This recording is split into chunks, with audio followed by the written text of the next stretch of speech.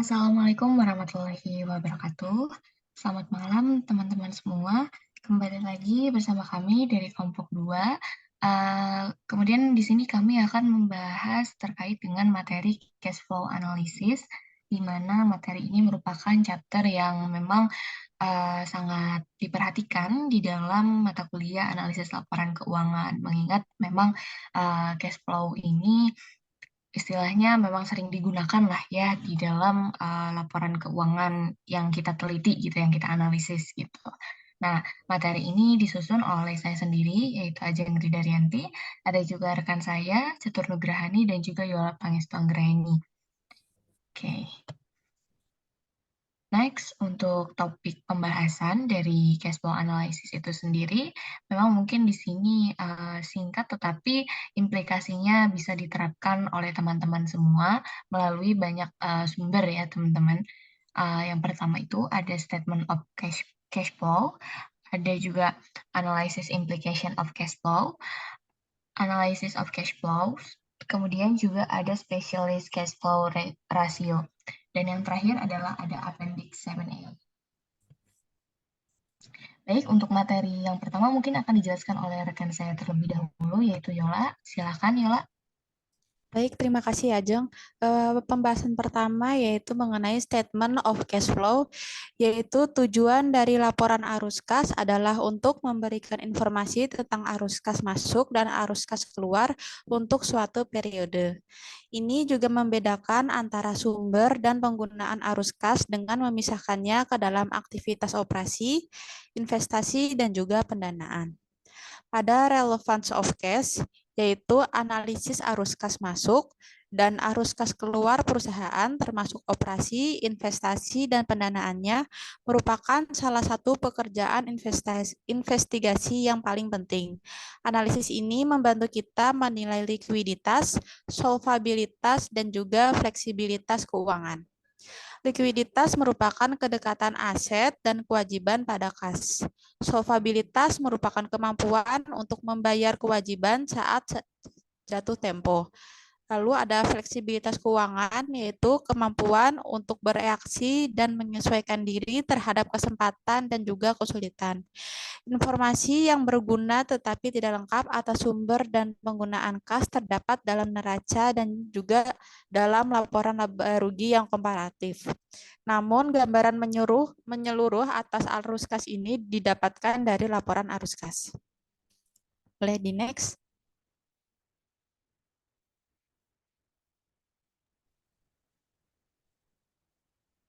Baik, mohon ditunggu untuk slide selanjutnya.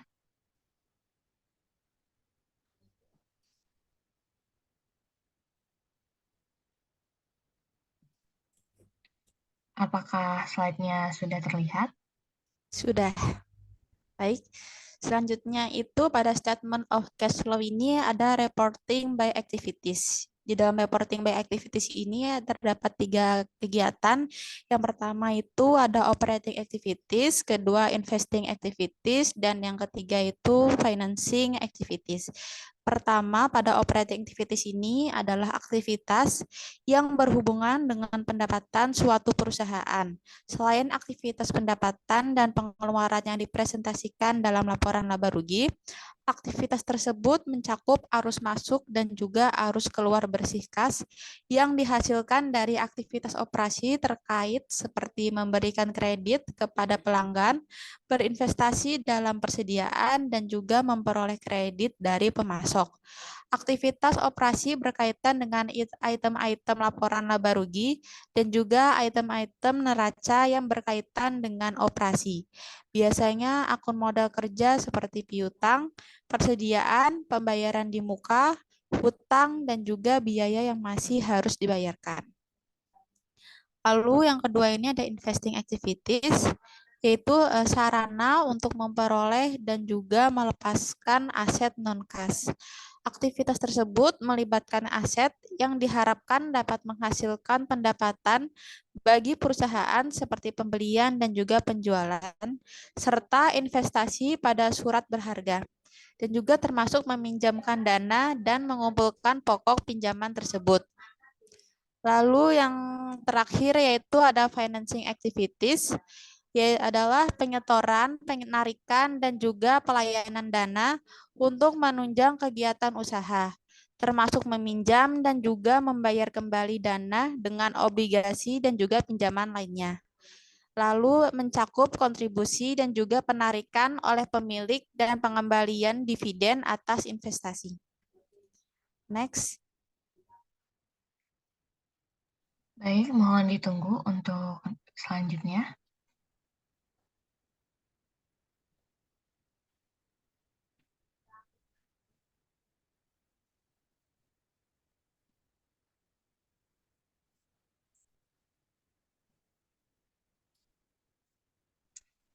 Apakah slide-nya sudah muncul? Baik, sudah. Lalu ada constructing the cash flow statement. Yaitu ada dua metode yang dapat diterima untuk melaporkan arus kas dari operasi. Ada metode tidak langsung dan juga metode langsung. Yang pertama ini indirect method, yaitu pendapatan bersih disesuaikan dengan pendapatan non-kas atau disebut dengan beban, item, dan akrual untuk menghasilkan arus kas dari operasi. Keuntungan dari metode ini pengungkapan rekonsiliasi perbedaan antara laba bersih dan juga arus kas operasi. Lalu yang kedua ini ada direct method, yaitu disediakan selanjutnya untuk perbandingan. Metode ini menyesuaikan setiap item pendapatan untuk yang terkait akrual dan juga bisa dibilang menyediakan format yang lebih baik untuk menilai jumlah kas operasi arus masuk atau yang sering kita sebut dengan outflow. Ini next. Baik, mohon ditunggu untuk slide selanjutnya.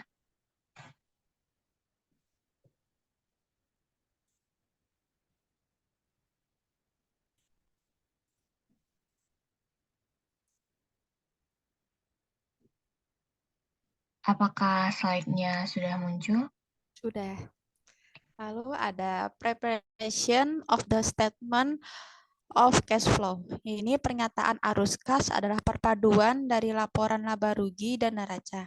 Pendapatan bersih pertama kali disesuaikan untuk pendapatan non-cash dan item pengeluaran untuk menghasilkan keuntungan tunai, yaitu lebih lanjut disesuaikan untuk uang tunai yang dihasilkan dan digunakan oleh transaksi neraca untuk menghasilkan arus kas dari operasi, serta kegiatan investasi dan pembiayaan. Pertama, untuk pertimbangan kas bersih dari operasi ini dapat dihitung seperti di bawah ini, yaitu ada net income ditambah depreciation and amortization expense. Lalu jika gains berarti itu ditambah dan jika loss itu berarti dikurang dalam sales of asset dan juga cash generated by current asset and liabilities. Lalu hasilnya itu menjadi net cash flow from operating activities. Next. Mohon ditunggu untuk slide selanjutnya.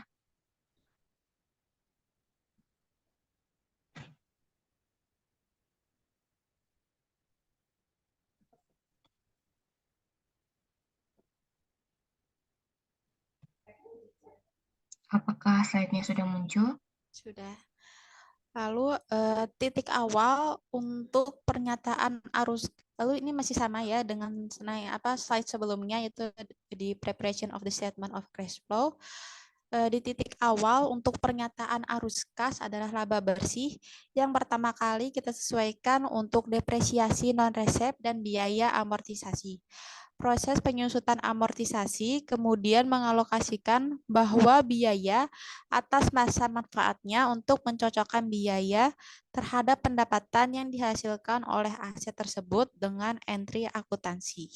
Dapat dihitung seperti di bawah ini, yaitu ada di debitnya itu kita tulis dengan depreciation expense, lalu di kredit bagian kreditnya itu ada accumulated depreciation, lalu di bagian debitnya lagi itu ada amortization expense, lalu di bagian kreditnya itu ada intangible asset. Next. Mohon ditunggu untuk slide selanjutnya. Mohon maaf teman-teman, mungkin karena di sini jaringannya kurang stabil, jadi untuk di next selanjutnya agak memakan waktu sedikit.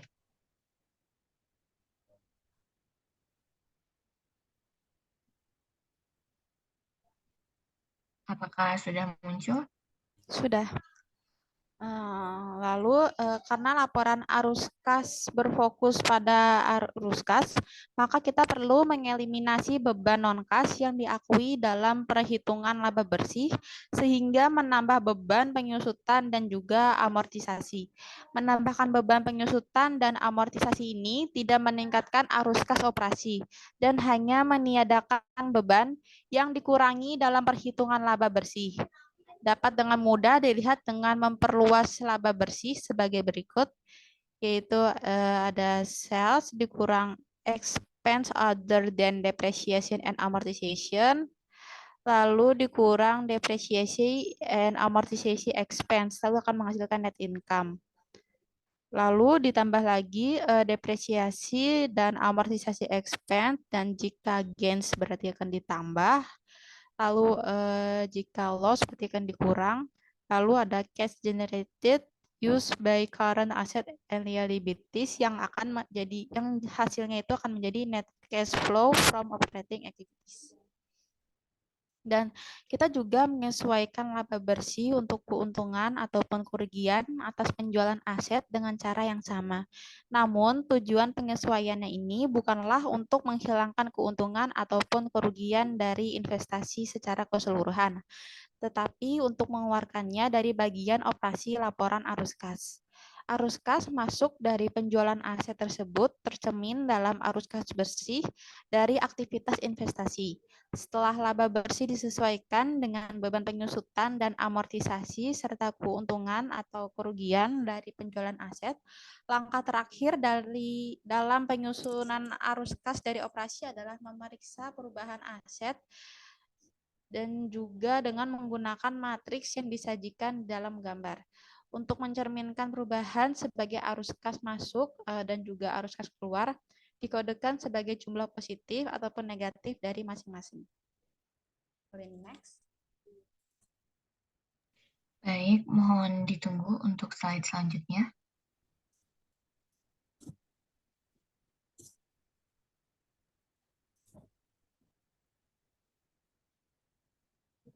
Apakah slide-nya sudah muncul?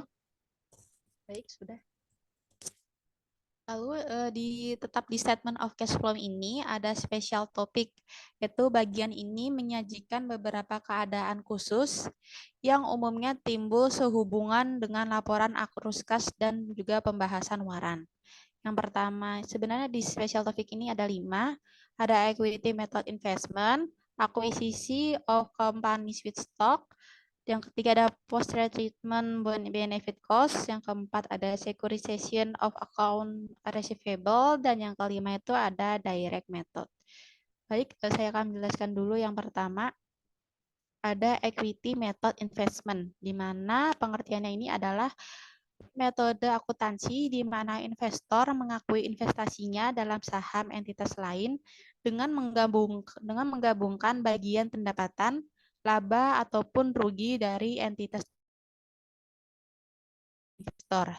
Biasanya digunakan memiliki pengaruh signifikan namun tidak mengendalikan entitas tersebut.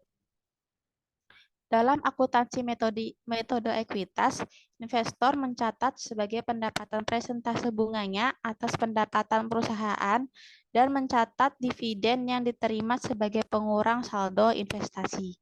Bagian dari pendapatan yang tidak dibagikan, kemudian itu adalah pendapatan non-kas dan harus dihilangkan dari laporan arus kas. Hanya mengisahkan bagian dari pendapatan yang telah diterima secara tunai. Hal ini dicapai dengan mengurangkan dari laba bersih persentase bunga atas pendapatan perusahaan investi setelah dikurang dividen yang diterima.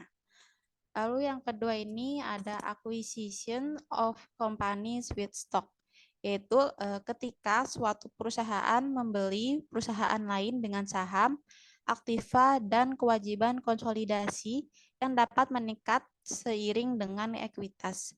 Namun yang dilaporkan dalam laporan arus kas hanyalah perusahaan pos neraca yang berasal dari transaksi kas. Dengan demikian, penyesuaian neraca untuk menghitung arus kas operasi tidaklah sama dengan perubahan pos neraca itu sendiri. Perubahan non-kas dalam neraca dilaporkan dalam catatan atas laporan arus kas sebagai aktivitas investasi dan juga aktivitas pendanaan non-kas. Yang ketiga ini ada post-retirement benefit cost, yaitu program imbalan pensiun dan juga program imbalan pasca kerja lainnya yang mengakui beban biaya jasa dan juga bunga. Setelah dikurangi pengembalian yang diharapkan atas aktiva program. Imbalan yang dibayarkan dicatat sebagai pengurangan saldo investasi dan juga kewajiban. Selisih lebih antara beban imbalan bersih yang dilaporkan dalam laba bersih dengan imbalan kas yang dibayarkan harus ditambahkan ke laba bersih untuk menghitung arus kas bersih dari aktiva operasi. Ready, next. Baik, mohon ditunggu untuk slide selanjutnya.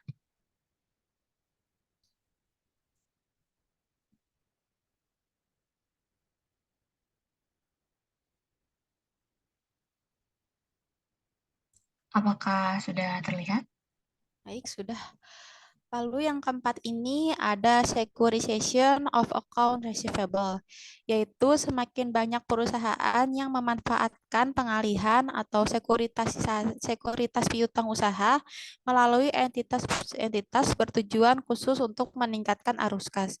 Sekuritas adalah pengalihan piutang yaitu kepada SPE yang membeli piutang tersebut dengan hasil penjualan obligasi pasar modal. Banyak perusahaan yang melaporkan pengurangan piutang tersebut sebagai penambah arus kas dari operasi karena piutang termasuk dalam aktiva lancar. Dan perusahaan lain melaporkan arus kas masuk tersebut sebagai aktivitas dari pendanaan. Analisis harus mewaspadai sumber penurunan piutang dan juga mempertanyakan apakah penurunan tersebut benar-benar sebagai hasil kinerja operasi yang membaik atau sebagai pinjaman yang disamarkan. Lalu yang terakhir ini ada direct method, yaitu metode langsung melaporkan penerimaan kas kotor terkait dengan operasi pada dasarnya menyesuaikan setiap pos laba rugi dari dasar akrual menjadi dasar kas. Metode langsung melaporkan total arus kas masuk dan arus kas keluar dari aktivitas operasi. Metode ini menyajikan tampilan yang lebih baik bagi analisis untuk menilai jumlah kas masuk dan kas keluar yang merupakan pilihan bagi manajemen. Risiko bagi para pemberi pinjaman lebih besar pada fluktuasi arus kas dari operasi dibandingkan dengan fluktuasi laba bersih. Jika perusahaan menggunakan metode langsung, mereka harus mengungkapkan rekonsiliasi antara laba bersih dengan arus kas dari operasi dalam jadwal yang terpisah. Next. Mohon ditunggu untuk slide selanjutnya.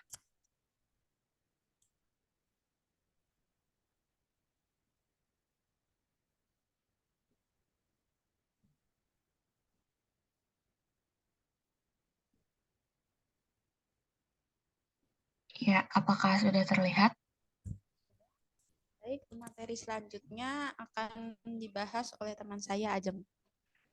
Oke, baik. Terima kasih, Yola, atas pembahasan pada materi sebelumnya. Di sini saya akan melanjutkan pembahasan materinya. Sebelumnya, apakah suara saya terdengar?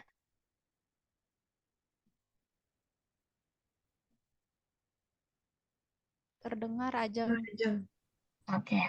Materi selanjutnya yang akan saya bawakan yaitu Analysis Implication of Cash Flows, di mana di sini ada dua hal utama yang akan saya jelaskan, yaitu keterbatasan dalam pelaporan arus kas, kemudian juga menafsirkan arus kas dan laba bersih. Ya, teman-teman, seperti yang kita ketahui bahwasannya cash flow itu adalah salah satu dari komponen pelaporan keuangan yang memang sangat penting untuk dianalisis untuk melihat kinerja atau kesehatan keuangan dari suatu perusahaan ya. Kalau untuk pihak eksternal mungkin digunakan untuk pertimbangan investasi gitu ya. Jadi orang sebelum investasi juga melihat bagaimana sih cash flow dari perusahaan tersebut gitu. Arus kasnya bagaimana, bagaimana dia menerima modalnya, kemudian bagaimana cara perusahaan tersebut mengelola modal yang ada gitu. Kalau untuk pihak internal itu untuk mengontrol aktivitas, yang memang membutuhkan capital atau modal gitu ya. Tujuannya apa? Supaya, kita tuh tidak kecolongan gitu ya, jelas arus kasnya, kapan modalnya masuk, kemudian kapan modalnya dikeluarkan gitu, agar tidak terjadi kecurangan-kecurangan atau mungkin yang biasa disebut dengan money laundering gitu ya. Nah, selanjutnya kembali lagi di sini saya akan membahas 2 hal, yaitu keterbatasan dalam pelaporan arus kas dan menafsirkan arus kas dan laba bersih. Nah, informasi arus kas ini memang sebenarnya menghasilkan beberapa implikasi ya bagi, analisis keuangan dari perusahaan. Nah, yang kita diskusikan, implikasi yang lebih signifikan ya memang 2 hal ini ya. Yang pertama itu ada keterbatasan dalam pelaporan arus kas gitu. Jadi dalam pelaporan arus kas ini memang ada yang namanya keterbatasan-keterbatasan. Memang mungkin seiring berkembangnya teknologi, keterbatasan itu bukanlah hilang, tetapi berkurang gitu ya teman-teman. Nah, jadi ada beberapa keterbatasan pelaporan arus kas pada masa kini. Yang pertama itu praktik tidak memerlukan pengungkapan terpisah atas arus kas yang berkaitan dengan pos-pos luar biasa atau operasi yang dihentikan. Bunga dan dividen yang diterima serta bunga yang dibayarkan diklasifikasikan sebagai kas operasi mengalir gitu. Banyak pengguna yang menganggap bunga yang dibayarkan sebagai arus keluar pendanaan dan bunga serta dividen yang diterima sebagai arus kas masuk dari aktivitas investasi gitu. Jadi di salah satu arus kas masuk itu adalah pembagian dividen atas kegiatan investasi kita. Jadi ketika perusahaan kita melakukan investasi, kemudian mendapat dividen, maka dividen tersebut dicatat sebagai arus kas yang masuk. Sementara kalau kita bayar bunga, misalnya kita ingin menambah modal kita gitu ya, modal usaha di perusahaan kita. Kemudian kita pinjam ke bank dalam bentuk kredit.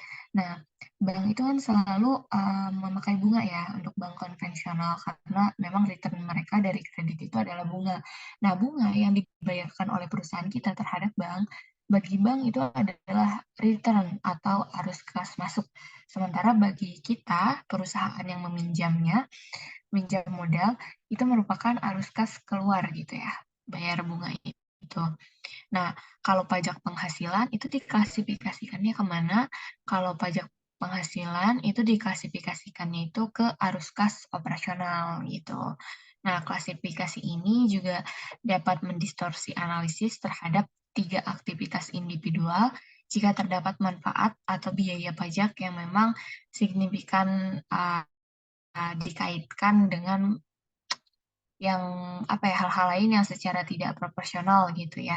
Nah, penghapusan keuntungan atau kerugian sebelum pajak atau bukan setelah pajak ya, atau istilahnya itu kayak EBIT, earning before interest tax gitu, penghasilan sebelum dikenakan pajak gitu atas penjualan, eee, penjualan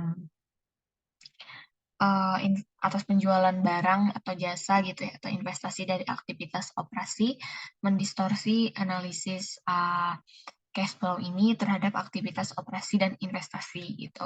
Hal ini dikarenakan, pajak-pajak yang terkait tidak dihilangkan, namun dibiarkan dalam jumlah pajak, yang biaya di antara aktivitas operasi gitu. Jadi nggak dihilangkan, tetap ada pajaknya. Selanjutnya itu menafsirkan arus kas dan laba bersih. Menafsirkan arus kas dan laba bersih itu jadi analisis kami dari kelompok ini terkait dengan cash flow yang menafsirkan arus kas dan laba bersih terhadap Good Corporation berfokus pada dua laporan keuangan utama yang memang diarahkan pada aktivitas operasional ya teman-teman. Ada keuangan utama yang diarahkan pada aktivitas operasional yaitu laporan arus kas dan laporan laba rugi atau biasa kita sebut sebagai income statement. Jadi di dalamnya itu terlepas dari upaya terbaik para praktisi ya, para direksi dan manajer dan lain-lainnya untuk menjelaskan kegunaan gabungan dari kedua operasi tersebut pada laporan keuangan. Tidak semua pengguna memahami peran informasi ganda ya. Peran informasi ganda antara apa dan apa, yaitu antara arus kas dan akrual pendapatan bersih gitu. Kesalahpahaman yang berulang di antara pengguna adalah arti dari operasi dan juga relevansi komparatif dari arus kas dan laba bersih akrual masuk memberikan wawasan tentang aktivitas operasional gitu. Nah, arus kas dari operasi juga mempunyai pandangan yang lebih luas mengenai aktivitas operasi dibandingkan dengan arus kas bersih penghasilannya gitu. Arus kas dari operasional itu mencakup seluruh aktivitas yang memang menghasilkan pendapatan dari perusahaan. Jadi aktivitas apapun di dalam perusahaan yang menghasilkan uang, menghasilkan pendapatan disebut sebagai arus kas operasional gitu. Ukuran ini tuh tidak hanya menyangkut pendapatan dan pengeluaran, tetapi juga uang tunai tuntutan kegiatan tersebut gitu. Investasi tersebut mencakup investasi pada piutang, pelanggan, dan juga persediaan serta pembiayaan yang diberikan oleh pemasok barang dan jasa gitu. Arus kas dari operasi berfokus pada aspek likuiditas operasi. Ini bukan ukuran profitabilitas ya, karena tidak termasuk biaya-biaya penting seperti itu. Ya, seperti penggunaan aset seperti ekuitas non-kas dalam pendapatan anak perusahaan atau afiliasi non konsolidasi gitu ya. Kita juga harus ingat teman-teman bahwa ukuran bersih, baik itu laba bersih atau arus kas operasi, kegunaannya itu terbatas. Nah, apakah tujuan analisis ini adalah evaluasi kinerja sebelumnya atau prediksi kinerja di masa depan? Kalau evaluasi kinerja sebelumnya ini berkaitan dengan akuntansi. Kalau proyeksi atau apa ya, prediksi kinerja di masa depan itu masuknya di manajemen gitu. Nah, um, untuk di bab ini kita lebih ke evaluasi kinerja operasi gitu.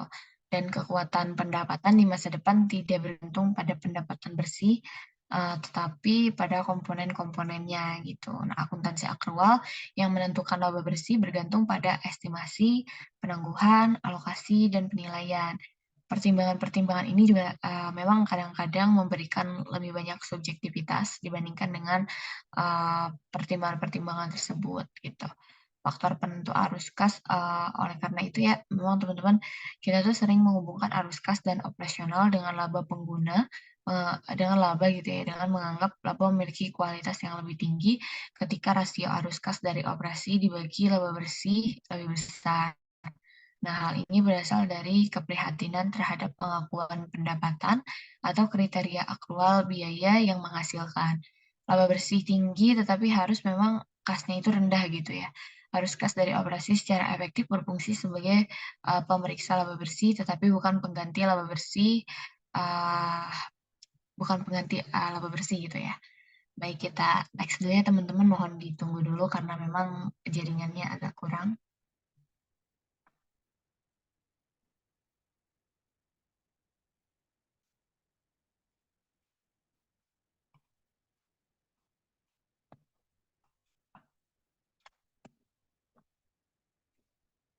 Oke, apakah slide-nya sudah muncul teman-teman?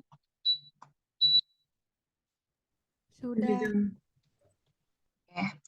Yang selanjutnya itu ada analysis of cash flow gitu ya. Ini adalah submateri yang baru, di mana di sini ada pengukuran arus kas alternatif, ada kondisi perusahaan dan perekonomian, ada juga arus kas sebagai validator.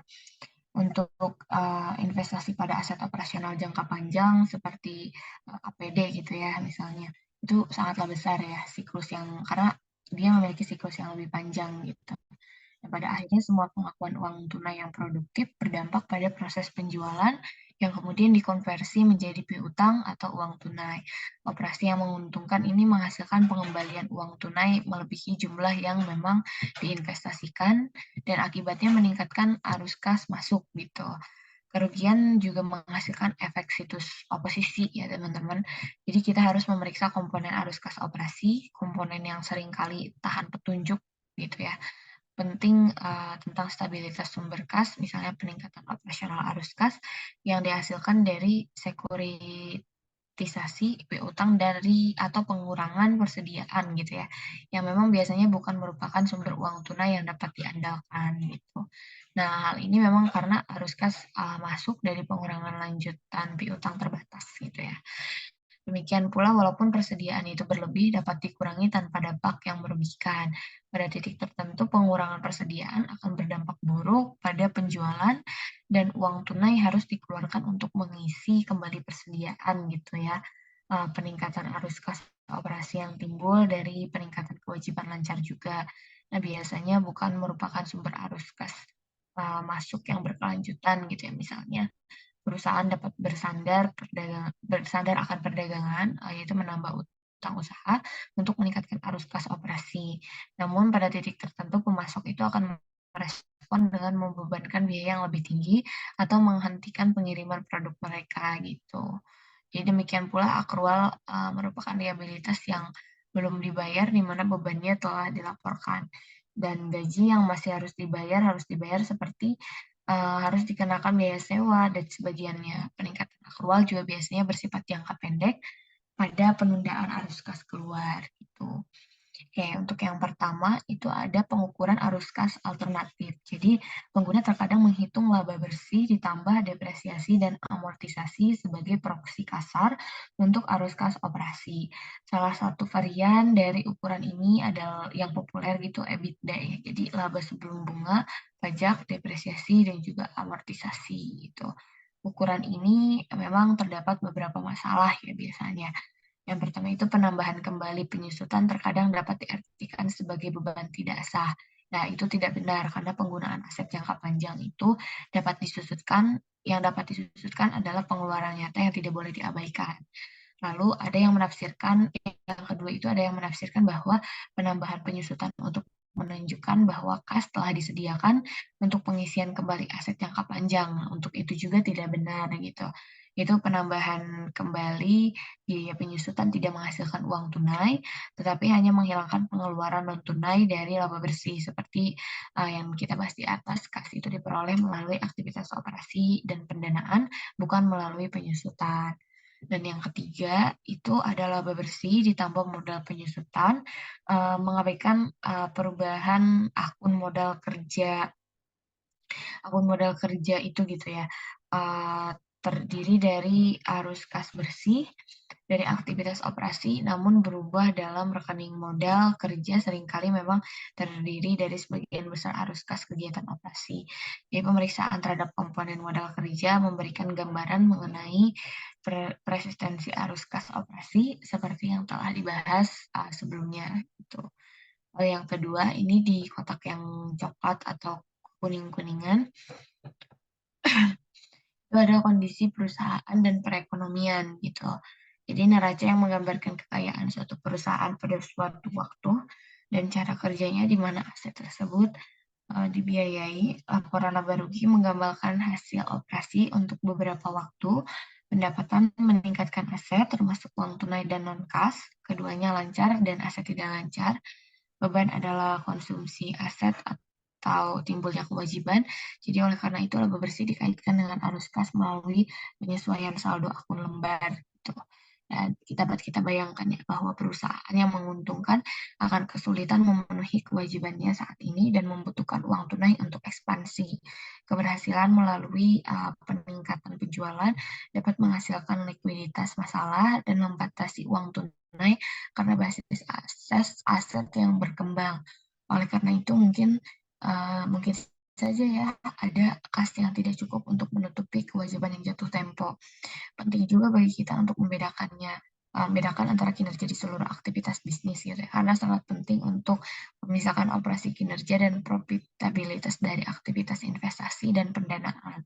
Semua kegiatan itu memang penting dan saling berhubungan, namun tidak identik dan mencerminkan hal yang berbeda aspek dari sebuah karena dari berbeda aspek dari sebuah perusahaan.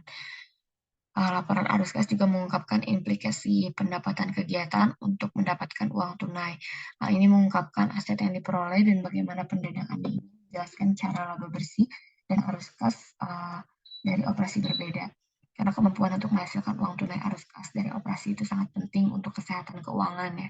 Tidak ada bisnis yang bertahan dalam jangka panjang tanpa menghasilkan uang tunai dari operasi. Namun kita juga harus menafsirkan arus kas dan peran dengan kehati-hatian dan pemahaman terhadap kondisi perekonomian. Baik perusahaan yang sukses maupun yang gagal dapat mengalami masalah arus kas dari operasional. Alasannya ya memang sangat berbeda ya. Perusahaan yang sukses menghadapi peningkatan investasi pada piutang dan persediaan juga untuk memenuhi perluasan. Permintaan pelanggan seringkali mendapati peningkatan profitabilitasnya, di mana ini berguna untuk memperoleh tambahan biaya dari pemasok utang dan ekuitas. Profitabilitas ini pada akhirnya menghasilkan arus kas positif. Pengalaman perusahaan yang gagal itu kekurangan kas akibat perlambatan perputaran piutang dan juga persediaan. Kerugian dalam operasi atau kombinasi faktor-faktor tersebut dan faktor lainnya, perusahaan yang gagal dapat meningkatkan arus kas dengan mengurangi piutang dan persediaan. Namun biasanya hal ini dilakukan pada saat biaya layanan kepada pelanggan sehingga semakin meningkat keuntungan. Faktor-faktor ini juga tanda-tandanya krisis saat ini dan masa depan serta kekurangan uang tunai, termasuk menurunnya kredit perdagangan. Penurunan arus kas pada perusahaan yang gagal memiliki implikasi yang sangat berbeda dibandingkan dengan perusahaan yang sukses, sekalipun manajer yang gagal meminjam uang untuk mengimbangi penurunan arus kas operasional. Biaya dan hasil pinjaman juga hanya memperbesar kerugian di akhir gitu ya. Profitabilitas itu merupakan variabel yang utama ya, tanpanya sebuah perusahaan ditakdirkan untuk gagal. Ya memang kalau perusahaan tanpa profit pasti perusahaannya gagal. Kita juga harus menafsirkan perubahan item modal kerja operasi dengan keadaan ekonomi, karena peningkatan piutang dapat berarti memperluas permintaan konsumen akan produk, atau hal ini dapat menandakan ketidakmampuan untuk menagih jumlah yang harus dibayar tepat waktu gitu ya. Yang harus dibayar tepat waktu, kemudian sorry, yang harus dibayar tepat waktu. Kondisi inflasi juga di sini menambah beban dan tantangan keuangan bagi perusahaan. Tantangan yang lebih signifikan mencakup penggantian aset tetap, peningkatan investasi pada persediaan dan piutang, dan penerapan kebijakan dividen berdasarkan laba yang tidak menyediakan biaya saat ini atau sumber daya yang digunakan dalam operasi. Meskipun keputusan manajemen tidak selalu didasarkan pada laporan keuangan, tetapi informasi mengenai dampaknya dalam dolar ya, utamanya saat ini terhadap cara manajemen mengatasi kondisi inflasi, menghasilkan fokus pada arus kas dari operasional setelah modal pengeluaran dan dividen. Selanjutnya, pada kolom yang ungu itu ada arus kas sebagai validator. Jadi laporan arus kas berguna untuk memprediksi hasil operasi berdasarkan kapasitas produktif yang diperoleh dan direncanakan. Ini juga berguna dalam penilaian perusahaan terkait dengan kapasitas ekspansi di masa depan, kebutuhan modalnya, dan sumber arus kas masuknya. Untuk itu, laporan arus kas merupakan jembatan penting antara laporan laba rugi dan neraca keuangan. Ini melaporkan arus kas masuk dan arus kas keluar perusahaan dan kemampuan perusahaan untuk memenuhi kewajiban saat ini. Selain itu, laporan arus kas juga memberi kita informasi petunjuk penting tentang kelayakan pembiayaan belanja modal. Sumber kas dalam pembiayaan ekspansi ketergantungan pada pendanaan eksternal, kebijakan dividen di masa depan juga gitu ya, kemampuan dalam memenuhi persyaratan pembayaran piutang, dan juga fleksibilitas finansial terhadap kebutuhan dan peluang yang tidak terduga. Nah, untuk praktik manajemen keuangan itu juga dilihat kualitas pendapatannya. Jadi laporan arus kas ini berguna dalam mengidentifikasi operasi yang menyesatkan atau salah dari hasil dan harapan. Pembahasan lebih lanjut mungkin nanti akan dilanjutkan di materi yang selanjutnya. Namun demikian, seperti laporan lainnya, laporan arus kas merupakan sumber yang andal dan kredibel mengenai tindakan dan niat perusahaan lebih dari memprediksi dan siaran first management. Kita juga harus berhati-hati dalam memeriksa hubungan antar item dalam laporan arus kas, karena transaksi tertentu yang saling berkaitan biasanya pembelian aset dengan menerbitkan utang, namun analisisnya juga harus hati-hati untuk tidak menyimpulkan hubungan antar item yang sebenarnya tidak ada. Jadi sebuah perusahaan dalam bentuk tunai itu harus baik positif maupun negatif tidak dapat dinilai hanya dari laporan arus kas. Hal ini harus dianalisis dalam kaitannya dengan variabel lain dalam struktur keuangan dan hasil operasi perusahaan ya. Um, dalam misalnya memang peningkatan uang tunai dapat timbul dari pengorbanan kekuatan pendapatan masa depan perusahaan dengan menjual aset berharga atau dengan pengambilan utang dengan jumlah besar atau persyaratan yang tidak menguntungkan antara hubungan item-item laporan keuangan dengan implikasi yang penting untuk keandalan analisis kita. Itu. Untuk next-nya mohon ditunggu dulu.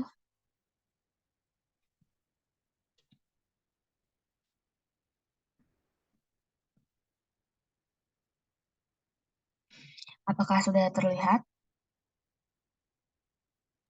Sudah, Jang. Oke, materi selanjutnya akan dijelaskan oleh teman saya, yaitu Catur. Oke, terima kasih. Jadi teman-teman, di sini ada materi selanjutnya, yaitu uh,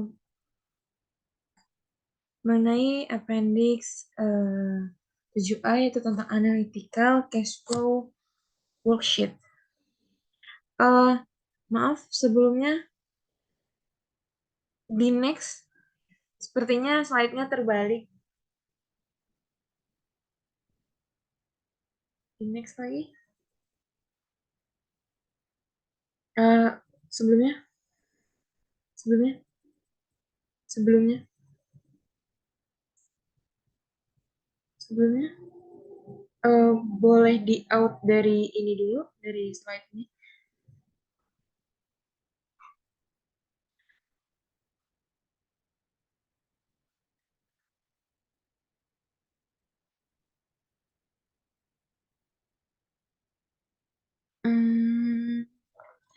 Oke, dari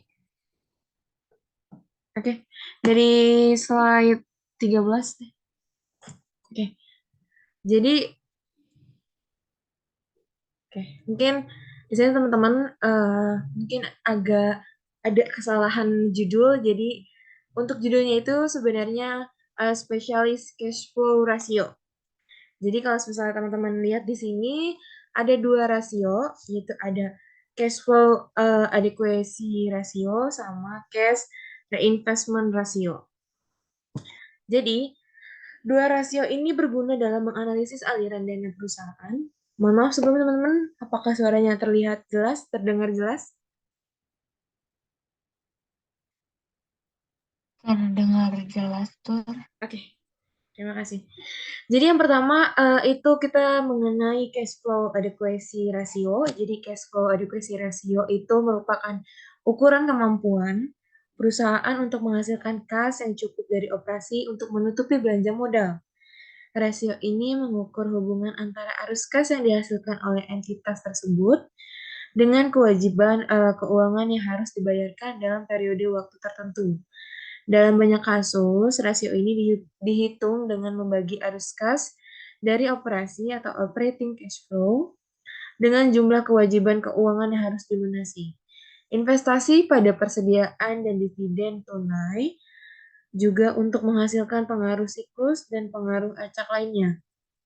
Total 3 tahun biasanya digunakan dalam menghitung rasio ini dengan rumusnya yaitu teman-teman dapat dilihat di sini untuk rumusnya itu yang pertama ada 3 years sum of cash from operation dibagi sama 3 years sum of capital expenditure, inventory addition, and cash dividend. Nilai yang tinggi dari rasio ini menunjukkan bahwa entitas memiliki kemampuan yang lebih baik dalam memenuhi kewajiban keuangannya dengan arus kas yang dihasilkan. Sebaliknya, nilai yang rendah mungkin mengindikasikan risiko ketidakmampuan untuk memenuhi kewajiban keuangan tertentu dengan arus kas yang ada. Perlu diingat juga teman-teman, kalau misalnya penggunaan rasio ini harus disesuaikan dengan kondisi spesifik perusahaan dan industri. Karena perusahaan dengan karakteristik yang berbeda mungkin memiliki profil risiko yang kebutuhan arus kasnya berbeda. Investasi pada item working capital penting lainnya seperti piutang dihilangkan karena sebagian besar dibiayai oleh kredit jangka pendek seperti pertumbuhan utang usaha. Oleh karena itu, hanya penambahan persediaan saja yang dimasukkan. Perubahan ke bawah tersebut diperlukan sebagai perubahan nol dalam menghitung rasio. Yang kedua, di sini teman-teman dapat lihat ada cash reinvestment ratio. Jadi cash reinvestment ratio ini merupakan ukuran persentase investasi dalam aset yang mewakili kas operasi yang ditahan dan diinvestasikan kembali di perusahaan untuk penggantian aset dan pertumbuhan operasi. Dalam menghitung rasio ini dapat digunakan rumus yaitu operating cash flow dikurang sama dividen dibagi gross plan ditambah investment ditambah other asset ditambah sama working capital. Boleh di next?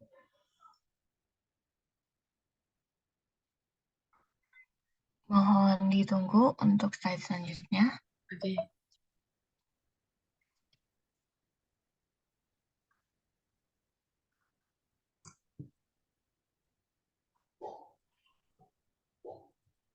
Oke. Di sini teman-teman dapat lihat untuk materi selanjutnya itu ada Appendix 7A yaitu tentang Analytical Cash Flow Worksheet.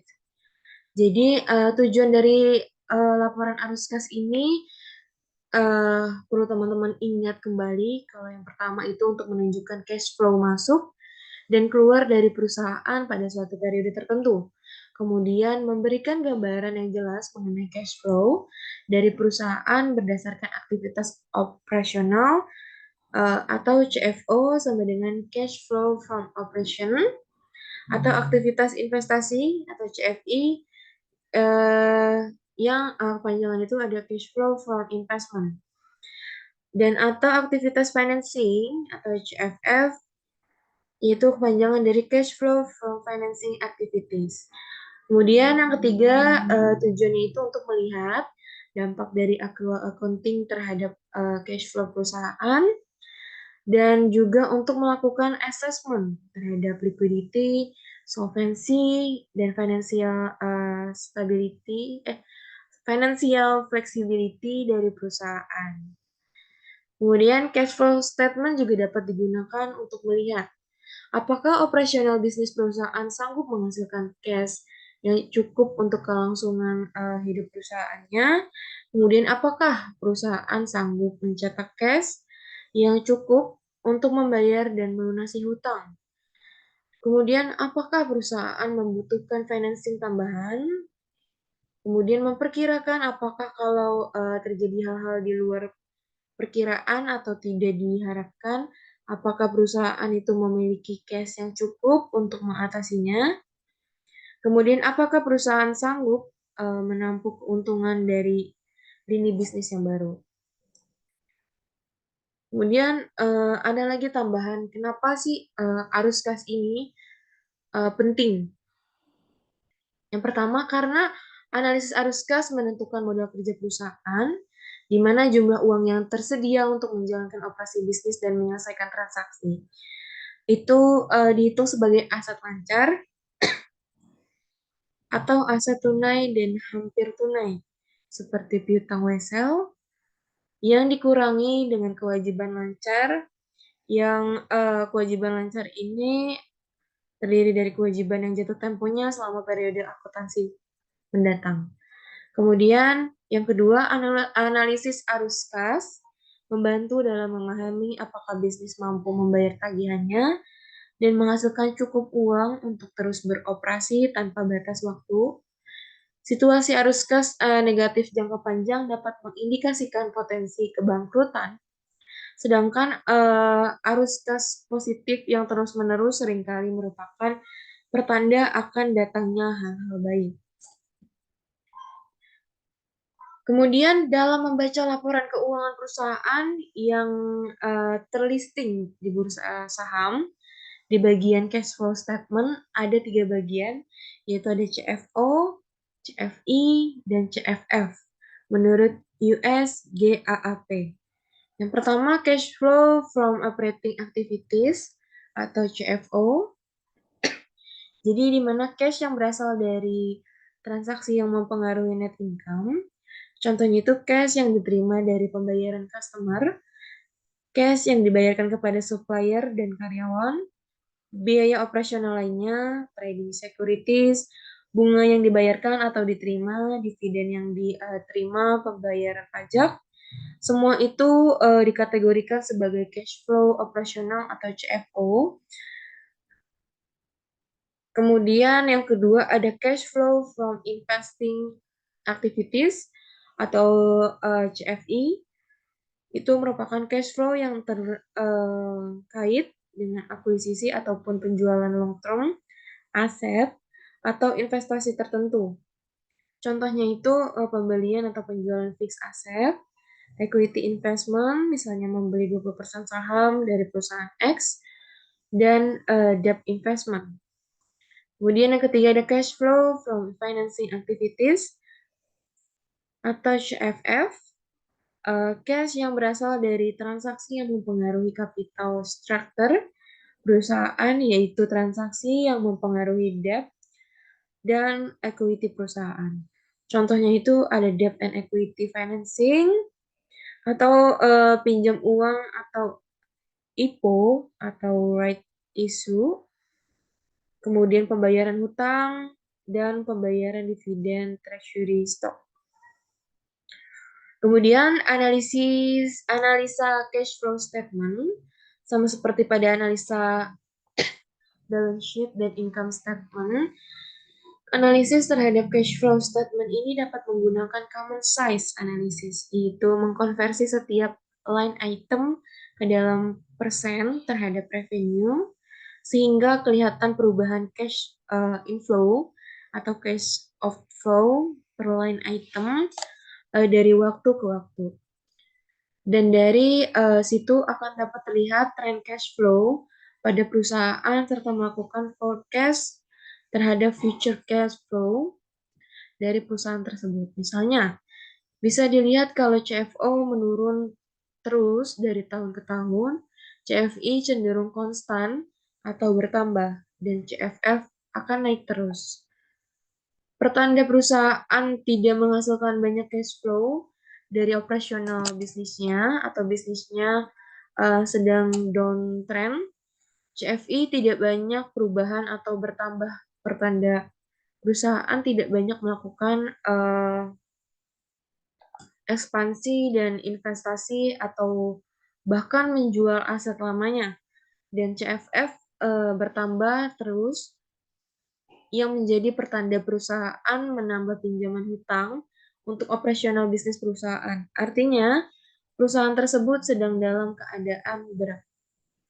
Kemudian ada 5 langkah dalam analisis arus kas ini, yaitu hal utama yang perlu diwaspadai mengenai tren dan penyimpangan yang dapat memberitahu banyak hal tentang kesehatan bisnis. Yang pertama itu bertujuan untuk arus kas positif. Jadi ketika pendapatan operasional ini melebihi laba bersih, hal ini merupakan indikator kuat kemampuan perusahaan untuk tetap mampu membayar hutang dan mengembangkan operasinya secara berkelanjutan. Kemudian yang kedua, berhati-hati dengan arus kas positif.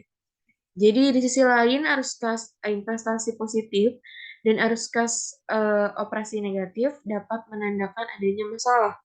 Misalnya, dapat mengindikasikan bahwa perusahaan menjual asetnya untuk membayar biaya operasionalnya, dan hal ini tidak selalu berkelanjutan. Yang ketiga, analisis arus kas negatif. Jadi dalam analisis arus kas investasi, arus kas negatif tidak selalu berarti buruk.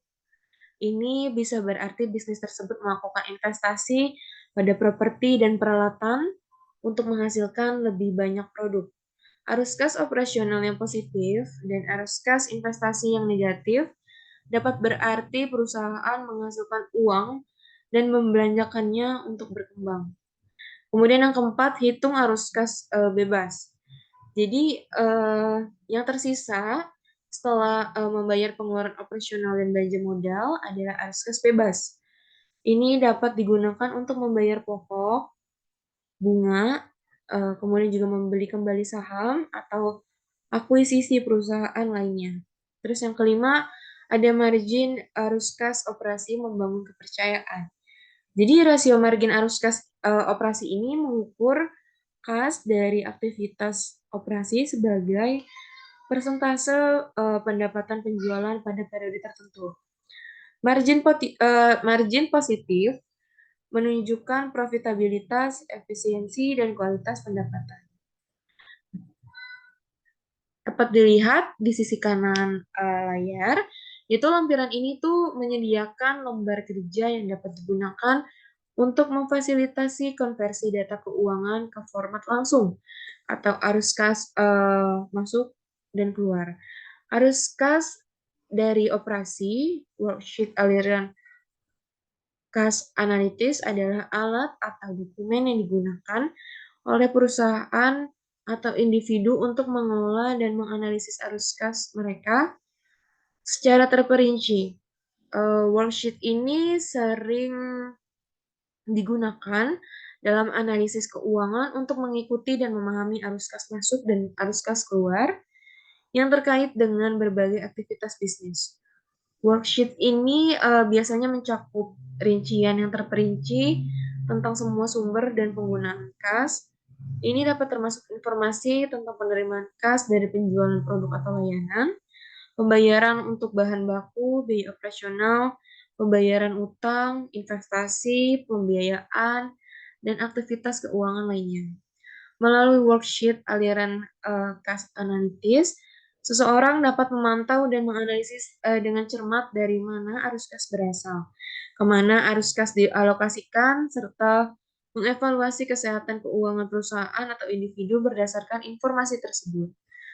Ini adalah alat yang berguna dalam perencanaan keuangan, pengambilan keputusan investasi, dan manajemen arus kas yang efektif.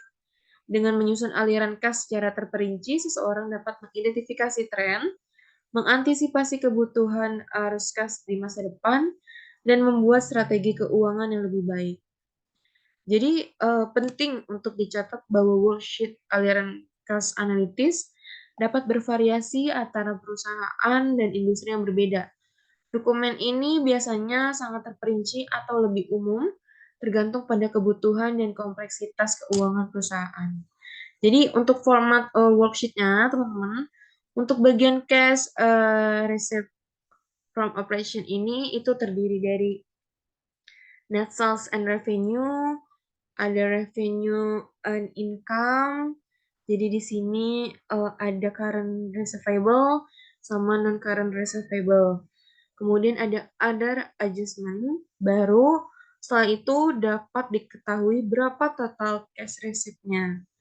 Terus kemudian untuk mencari cash disbursement from operation, jadi yang pertama-tama teman-teman masukkan dulu total expense-nya, kemudian less expense and loss and losses not using cash. Jadi di mana di sini terdiri dari depreciation and amortization dan current deferred income tax and biaya-biaya lainnya. Terus dalam change in current operating asset and liabilities, jadi di mana di sini terdiri dari in inventories, in prepaid expense, terus account payable, tax payable, terus juga ada accrual, kemudian dan biaya lainnya sampai nantinya akan ketemu berapa total cash disbursement-nya. Kemudian untuk mencari dividend received, jadi di mana di sini terdiri dari equity and income of unconsolidated affiliate, kemudian ada less undistributed equity in income of affiliate, kemudian ada dividend from unconsolidated affiliate, dan other cash reserve. Untuk nantinya akan ketemu berapa sih total cash flow operation-nya. Next.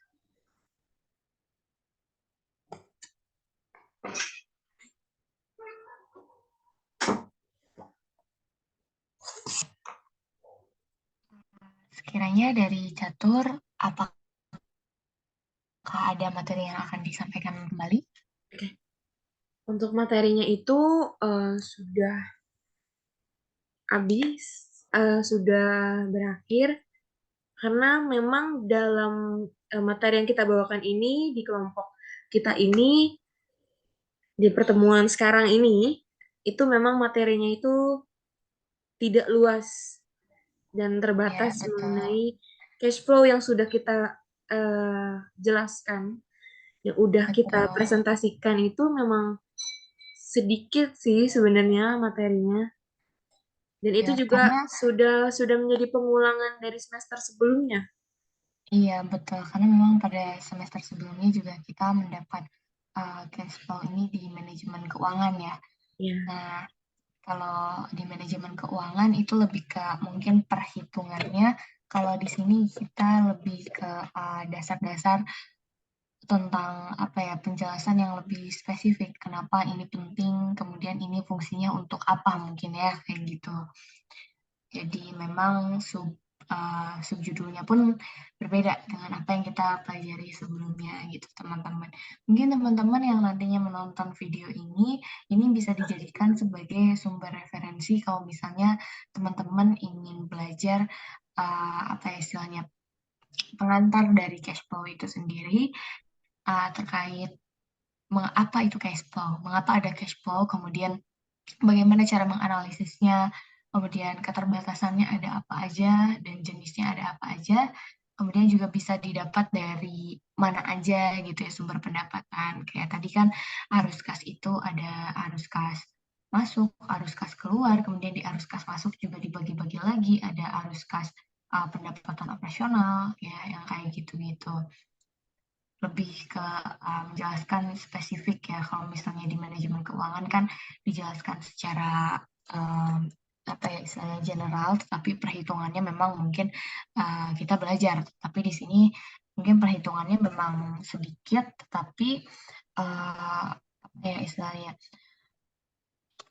pematangan materinya itu lebih spesifik ya seperti yang tadi disebutkan kalau di matkul sebelumnya itu tidak dijelaskan bahwasannya arus kas itu ada arus kas operasional seperti misalnya dari kegiatan investasi kah atau kegiatan operasional penjualan atau mungkin dividen gitu ya teman-teman. Sekian dari teman-teman sendiri, ada yang mau disampaikan lagi? mungkin teman-teman juga harus emang menghafal format dari cash flow-nya ini sendiri. Jadi karena ini tuh penting dalam pencatatan perusahaan, biar apa ya istilahnya. Jadi setiap pemasukan dan keluarannya pun itu jelas dan tidak ada biaya-biaya yang tidak diinginkan gitu, yang tidak tercatat. Ada yang mau ditambahin mungkin? Iya, betul. Untuk di arus kas ini memang antisipasi adanya kecurangan ya, teman-teman. Karena untuk adanya arus kas ini kita jadi bisa melihat track record atau transaksi yang memang sudah terjadi, baik itu arus kas yang masuk berupa modal atau suntikan dana gitu ya, tambahan dana, ataupun biaya yang memang keluar gitu. Biaya yang keluar itu berupa entah kita membagikan dividen terhadap orang lain atau kita membayar bunga dari kredit yang suntikan modal yang kita terima. Tadi kan pasti kita membayarnya beserta dengan bunganya. Nah, ketika kita membayar bunganya, itu masuk ke dalam arus kas keluar dari perusahaan kita. Dan ketika kita membayar dividen kepada orang lain pun itu masuknya arus kas keluar dari perusahaan kita. Sementara kalau misalnya kita masuk Kalau misalnya kita menerima dividen, itu berarti dicatatnya sebagai arus kas yang masuk gitu.